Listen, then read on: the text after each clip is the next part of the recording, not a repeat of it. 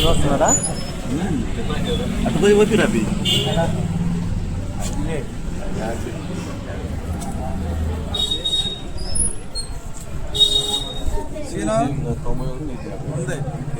ఈ మధ్య తగ్గిపోయింది మళ్ళీ వాళ్ళు వచ్చిన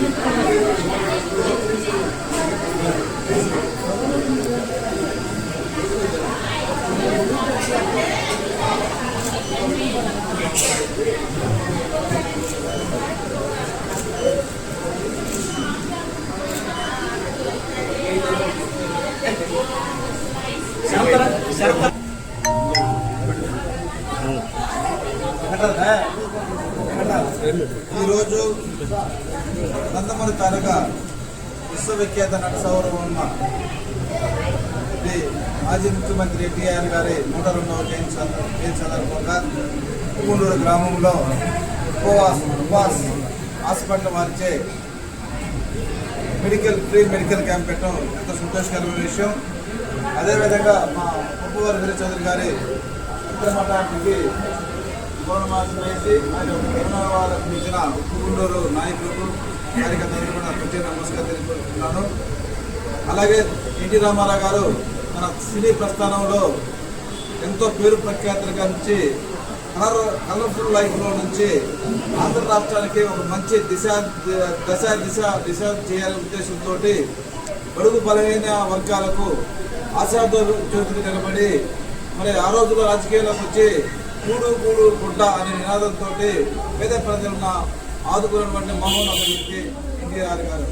ఆయన ఆశయ సాధన కోసం ఇప్పుడు ముఖ్యమంత్రి చంద్రబాబు నాయుడు గారు కొనసాగిస్తూ భారతదేశంలోనే మొట్టమొదటిసారిగా మరి పేద ప్రజలకు ₹2 కిలో బియ్యం కానీ ఉండటానికి ఇల్లు కానీ అలాగే జనతా వస్త్రాల ద్వారా పేద బలహీన వర్గాలకి వస్త్రాలను ఇచ్చి భారతదేశంలోనే ఒక ఆంధ్రప్రదేశ్ని ప్రత్యేక స్థానం నిలబెట్టినటువంటి ఎన్టీఆర్ గారి జయంతి సందర్భంగా చేసుకోవడం చాలా సంతోషంగా ఉంది.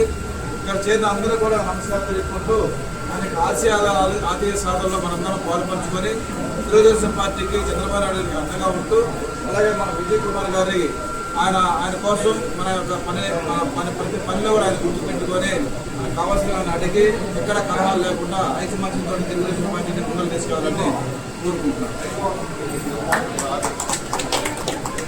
వీరయ్య చౌదరి గారి అకాల మరణం ఈ మండలంలోనే చాలా వరకు కూడా జీర్ణించుకోలేకపోతున్నాం. ఆయన ఏ ఆశయంతో అయితే రాజకీయాలకు వచ్చాడో మనందరం మన్నలను పొందాడు. మనకి ఏ అవసరం వచ్చినా సరే చిన్న ఫోన్ కాల్ చేస్తే వచ్చి ఇక్కడ ఏ పని ఉన్నా కూడా అధికారుల దగ్గర తీసుకెళ్ళి మనకి చేదోడ వాడుగా ఉన్నటువంటి వ్యక్తి సరిపోవడం మన ఎంతో బాధాకరమైన విషయం. అయితే ఆయన ఫ్యామిలీ మరి సుచరిత వీరయ్య చౌదరి ముప్పై సుచరిత వీరయ్య చౌదరి గారి